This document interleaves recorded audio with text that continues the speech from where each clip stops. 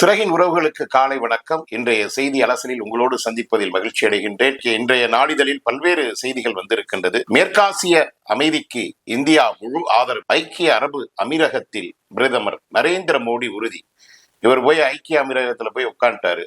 இங்கே petrol diesel விலை சத்தம் இல்லாம உயர்ந்துருச்சு. நாடே கொந்தளிச்சு கிடக்குது. எல்லாரும் புலம்பிக்கிட்டு இருக்கிறாங்க. எல்லா பொருளும் விலை உயரப்போகுது. இப்ப கடுமையா காங்கிரஸ் கண்டனம் தெரிவிச்சிருக்குது. அதே மாதிரி ஒவ்வொரு மாநில முதல்வர்களும் பெட்ரோல் டீசல் விலையை குறைக்கணும், சமையல் எரிவாயு விலையை குறைக்கணும், எல்லா பொருளும் விலை உயரப்போகுது, எங்க ஆட்சிக்கு கெட்ட பேர் வரப்போகுது. இது அத்தனைக்கும் காரணம் இந்த நரேந்திர மோடி என்கின்ற மோசடி பேர் வழிதான் என்று கொந்தளிச்சிருக்கிறாங்க. ஐயா எங்க போயிருக்காங்க அப்படின்னா துபாய் போயிருக்கிறார். துபாயில எங்க அபிதாபியா இல்ல சார்ஜாவா அப்படின்னு அண்ணன் வடிவேல் கேட்கறது மாதிரிதான் இருக்கு. துபாய் குறுக்குச்சந்து துபாய் பேருந்து நிலைய அருகே கடுமையான பேச்சுவார்த்தையை நடத்தியிருக்காரு.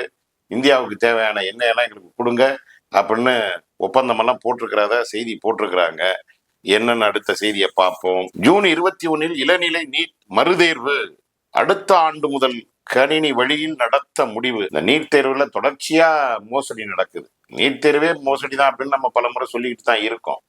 இந்த நிலையில கடந்த மாதம் நடந்த இந்த நீட் தேர்வுல வினாத்தாள் வெளியே போயிடுச்சு.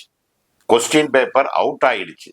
அதனால இப்ப திரும்பவும் நீட் தேர்வு வைக்க போறாங்க அப்படிங்கிறதுல பெற்றோர்களும் மாணவர்களும் ரொம்ப கவலையா இருக்கிறதோட இப்ப அவங்க என்ன சொல்றாங்கன்னா, மத்திய அரசு என்ன சொல்றாங்கன்னா, அடுத்த ஆண்டு முதல் கணினி வழியிலே நடத்தலாம் அப்படின்னு சொல்றாங்க. இந்த சமயத்துல நம்ம தமிழ்நாட்டு முதலமைச்சர் அவர்கள் நீட் தேர்வை ரத்து பண்ணணும்னு மத்திய அரசுக்கு கடிதம் எழுதியிருக்காரு. அதே போல முன்னாள் முதலமைச்சர் ஐயா ஸ்டாலின் அவர்களும் நீட் தேர்வை உடனே ரத்து பண்ணணும் அப்படின்னு கடிதம் எழுதியிருக்கிறாரு. இந்த நீட் தேர்வை கொண்டு வந்ததே காங்கிரஸ் கட்சி தான். அதுவும் திமுக கூட்டணி மந்திரி சபையில் இடம்பெற்றிருந்த பொழுது மன்மோகன் சிங் ஆட்சி காலத்தில் தான் கொண்டு வரப்பட்டது அப்படிங்கிறதெல்லாம் ஐயா வசதியா மறந்துட்டாங்க. நாங்க ஆட்சிக்கு வந்தா நீட் தேர்வை ரத்து செய்கின்ற ரகசியம் எங்க கையில தான் இருக்குன்னு முதலமைச்சர் சொன்னாரு, உதயநிதி ஸ்டாலின் சொன்னாரு. இப்ப கடைசியில மீண்டும் மத்திய அரசுக்கு கடிதம் எழுதியிருக்காங்க. இதை பார்த்து ஊரே சிரிச்சுக்கிட்டு இருக்குது. அதைத்தான் சொல்ல தோணுது நமக்கு. மகளிர் உரிமை தொகை ரூபாய் 1000 வரவு வைப்பு. அப்பாடா, இப்பனாலும் 1000 ரூபாய் கொடுத்தாங்களே அப்படின்னு பெண்கள் எல்லாம் புலம்புற சத்தம் நம்ம காதுல கேக்குது. ஏன்னா 2500 ரூபாய் தரேன்னு சொன்னவரு 2500 ரூபாய் தருவாரா, 1000 ரூபாய் தருவாரா, இல்ல மொட்டையா தூக்கி போட்டுருவா போறாரா அப்படின்னு படபடன்னு பெண்கள் எல்லாம் பதபதப்பா இருந்தாங்க. நல்ல வேலைடாப்பா, 1000 ரூபாய் வந்துருச்சுடா அப்படின்னு இப்பதான் கொஞ்சோண்டு சில பேர் நிம்மதி பெருமூச்சு விடுவதாக செய்தியில போட்டிருக்கிறாங்க. 4 மாவட்டங்களுக்கு இன்று மஞ்சள் எச்சரிக்கை. ஏன் இதனால என்ன ஆக போகுது அப்படின்னு பார்த்தா, மழை பெய்ய போகுது. கடல்ல காற்றழுத்த தாழ்வு மண்டலம் நிலவி இருக்கிறதுனால 16, 17, 18, 19, 20 அப்படின்னு சொல்லிட்டு ஒரு 4-5 நாளைக்கு கடுமையான மழை தமிழ்நாட்டில் பல இடங்களிலும் சில இடங்களிலும் பெய்ய இருப்பதாக செய்தி போட்டிருக்கிறாங்க. பெட்ரோல் டீசல் விலை உயர்வுக்கு வெளியுறவு கொள்கை தோல்வியே காரணம். கர்நாடகா துணை முதல்வர் டி.கே. சிவகுமார். யார் இந்த டி.கே. சிவகுமார் அப்படின்னா, காவிரியில நாங்க தண்ணி தர மாட்டோம், காவிரியின் குறுக்க மேகதாட்டுவில் அணை கட்டியே தீருவோம் அப்படின்னு தமிழ்நாட்டிற்கு எதிராக தொடர்ச்சியா சண்டை போட்டுக்கிட்டு இருக்கிற சண்டியர் தான் இந்த காங்கிரஸ் துணை இல்லாமையா ஐயா, புஷ்பா பட காட்சி இல்லாமையா அப்படின்னு சொல்லிட்டு பிரேமலதா கொஞ்சிருச்சிருக்கிறாங்க. விஜய் என்ன சொல்றாருன்னு பார்ப்போம். அதற்கு முதல் மந்திரி டி.கே. சிவகுமார் அதுவும் எங்கே பேசியிருக்கிறாருன்னா, திருச்செந்தூர்ல பேசியிருக்கிறாரு. சுப்பிரமணிய சுவாமி கோயிலுக்கு பேசியிருக்கிறாரு.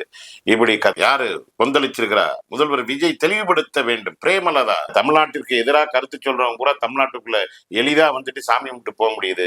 தமிழன் தான் வேற எங்கேயும் போக முடியாம தவிச்சு நிக்க வேண்டிய காலகட்டத்துல நம்ம இப்படி கிடக்குறோம். தொழில்துறையினுடன் முதல்வர் ஆலோசனை. யாரு? ஐயா நடிகர் விஜய் இப்ப முதலமைச்சர் ஆயிட்டார் இல்லையா? அதனால தொழில்துறை செயலாளர்களை சந்திச்சு அப்படியே பேசி தமிழ்நாட்டுடைய வேலை வாய்ப்பை உயர்த்துவதற்கும் வேலையில்லாத திண்டாட்டத்தை ஒழிப்பதற்கும் தொழில் வளர்ச்சி மேம்படுவதற்கும் பல்வேறு திறன் மேம்பாட்டுகளை ஊக்குவிப்பதற்காக தொழில்துறை அதிகாரிகளோட முதலமைச்சர் ஆலோசனை செஞ்சிருக்கிறாரு. என்ன நடக்குதுன்னு பார்ப்போம், யாராருக்கெல்லாம் வேலை கிடைக்குதுன்னு பார்ப்போம். காலத்துக்கு ஏற்ப ஐநா பாதுகாப்பு கவுன்சிலை விரிவுபடுத்த வேண்டும். பிரிக்ஸ் கூட்டத்தில் இந்தியா வலியுறுத்தல். யாருன்னா எஸ் ஜெய்சங்கர், வெளியுறவுத்துறை அமைச்சர். அவர் அங்க போய் போர்க்கொடியை தூக்கி இருக்கிறாரு. காலத்துக்கு ஏற்ப மாத்துங்கய்யா, காலத்துக்கு ஏற்ப எல்லாரும் மாறுறாங்க. நீங்க இப்படி அதிகாரத்தை, வீட்டோ அதிகாரத்தை ரஷ்யா, அமெரிக்கா, சீனா, பிரிட்டன் இப்படின்னு சில நாடுகளே நீங்க வச்சுக்கிட்டு இருக்கிறீங்க. எங்களுக்கு அந்த வீட்டோ அதிகாரத்தெல்லாம் கொடுங்கய்யா, காலத்துக்கு ஏற்ப மாறுங்கய்யா அப்படின்னு அவர் அங்கே போய் கொந்தளிச்சிருக்காரு. அதிமுகவில் விரிவாக ஆலோசனை கூட்டம். எடப்பாடி பழனிசாமி அழைத்தால் பேச தயார். எஸ்பி வேலுமணி.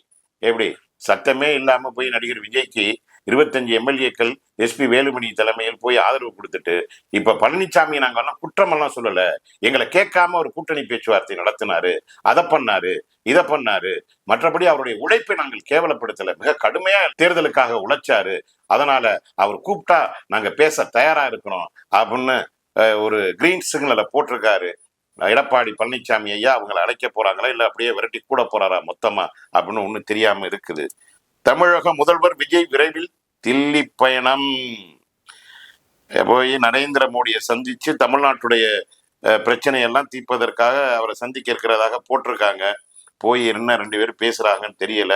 அங்க போயும் எதுவும் குதிரை பேரத்தை பற்றி எதுவும் பேசுறாரா என்ன ஏதுன்னு தெரியல, பார்ப்போம். பாலியல் வன்கொடுமைக்கு இலக்காகும் குழந்தைகள் புகார்களை கையாள வழிகாட்டுதல்களை வெளியிட உத்தரவு அப்படின்னு சென்னை உயர்நீதிமன்ற மதுரை கிளை உத்தரவு போட்டிருக்கு. அதுல நிறைய குளறுபடி இருக்கியா, அதை ஒழுங்கா பார்த்து செய்யுங்க ஐயா. பல்வேறு குழந்தைகள் பாலியல் வன்புணர்வுக்கு தொடர்ச்சியா ஆளாகிட்டு இருக்காங்க. அதுல சில விஷயங்கள் எல்லாம் சட்ட ரீதியா சேர்க்கணும்யா அப்படின்னு மதுரை சென்னை உயர்நீதிமன்ற கிளை நீதிபதி சொல்லியிருக்கிறாரு. அப்புறம் மேற்காசிய அமைதிக்கு இந்தியாவில் முக்கிய பங்காற்ற முடியும் அப்படின்னு ஈரானுடைய வெளியுறவுத்துறை அமைச்சர் அராக்சி கிட்ட ஜெய்சங்கர் பேசிக்கிட்டு இருக்கிறாரு. மேற்காசியாவில் எப்படி இஸ்ரேல் தான் மேற்காசியாவின் அமெரிக்கா அடியாளா இருக்குது. அந்த இஸ்ரேலை கண்டிப்பதற்கு துப்பு இல்லை. அந்த இஸ்ரேலுக்கு போய் இந்த நரேந்திர மோடி அங்க போய் உக்காந்துக்கிட்டு இஸ்ரேல் எங்களுடைய தந்தை நாடுன்னு சொல்லிட்டு வந்த பிறகுதான் நமக்கு ஈரான் பெரிய ஆப்படிச்சு நமக்கு எரிவாயு தருவதிலிருந்து, பெட்ரோல் டீசல் தர்றதுல இருந்து, கச்சா எண்ணெய் தர்றதுல இருந்து பெரிய சிக்கலாகி தலைமுறை போர் விமானம் தயாரிக்கும் ஆலை 5th ஜெனரேஷன் போர் விமானங்களை ஆந்திராவில் தயாரிக்கிறதுக்கான அறிவிப்பை ராஜ்நாத் சிங் உள்துறை அமைச்சர் அறிவிச்சிருக்கிறாரு. பக்கத்துல சந்திரபாபு நிற்கிறாரு. அப்புறம் என்ன செய்திகளை பார்ப்போம். பொறுப்பற்ற வகையில் அரசியல்வாதிகள் கருத்து வெளியிடுவதை ஏற்க முடியாது அப்படின்னு உச்சநீதிமன்றம் கொந்தளிச்சிருக்கு. இந்த அரசியல்வாதிகள் இஷ்டத்துக்கு ஜனநாயக உரிமைங்கிற பேர்ல எதையாச்சும் ஒண்ணு பேசிக்கிட்டு இருக்காதீங்கயா, கடுப்பாயிருமே அப்படின்னு சொல்லிட்டு நீதிபதி எச்சரிச்சிருக்காரு. பெட்ரோல் டீசல் விலை உயர்வுக்கு கர்நாடக முதல்வர் சித்தராமையா கண்டனம். இப்படி பல முதல்வர்கள் கண்டிச்சுக்கிட்டு தான் இருக்காங்க. என்ன தீர்வு கிடைக்க போகுதுன்னு தெரியல. இதுல லாக்டவுன் வேற வரப்போகுதுன்னு வேற செய்தி கசிஞ்சுக்கிட்டு இருக்கு. எதை வச்சு சொல்றோம்னா, இனிமே தங்கம் வாங்காதீங்க, தங்கத்துல முதலீடு செய்யாதீங்க, அது வேற விஷயத்துக்காக நமக்கு தேவைப்படுது அப்படின்னு நரேந்திர மோடி சொல்லிக்கிட்டே இருக்கையில அவருடைய கார் போக்குவரத்து ஆடம்பரத்துல நான் குறைக்கிறேன் அப்படின்னு சொல்லும் பொழுது நமக்கு பக்கங்குது. ஏன்னா மீண்டும் ஒரு லாக்டவுன் வந்தா நாடு என்ன கதி ஆக போகுதுன்னு தெரியல. தங்கத்தை வாங்காதீங்கிறாரு. கடுமையான பொருளாதார வீழ்ச்சி நடந்துகிட்டு இருக்குது. இது அத்தனைக்கும் ஹார்மூஸ் நீர்ப்பகுதியில் ஈரான் பகுதியில் நடைபெற்றுக் கொண்டிருக்கின்ற அமெரிக்காவுடைய அடாவடித்தனம் தான். அதுக்கெல்லாம் தீர்வு காணாம நம்ம மேல லாக்டவுனை கொண்டாந்து திணிக்க போறாங்க போல இருக்கு. என்ன நடக்க போகுதுன்னு தெரியல. அடுத்த செய்தி, சீனா அமெரிக்க அதிபர்கள் பேச்சு தோல்வி. ஈரான் போர் நிறுத்த விவகாரம். ஜி ஜின்பிங் கிட்ட போய் டொனால்டு ட்ரம்ப் என்னென்னமோ பல்வேறு கோரிக்கை வச்சிருந்து ஒன்னும் வேலைக்கு ஆகல, அதனால தோல்வின்னு போட்டிருக்கிறாங்க. என்ன நடக்குதுன்னு பார்ப்போம். இப்படி பல்வேறு செய்திகள் இன்றைக்கு செய்தித்தாளில் வந்திருக்கின்றது. அடுத்த செய்தி அலசலில் உங்களிலிருந்து சந்திக்கின்ற வரை சிறகிலிருந்து விடைபெறுகின்றேன். நன்றி, வணக்கம்.